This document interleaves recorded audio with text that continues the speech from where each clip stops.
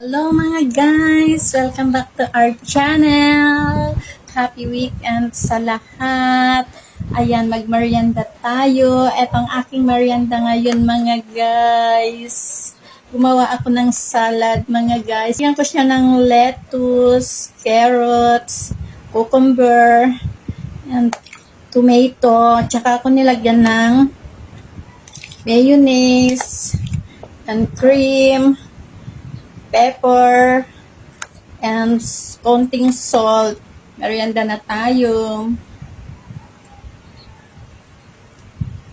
Na lang ang merienda natin. Healthy pa, di ba? Lettuce and tomato.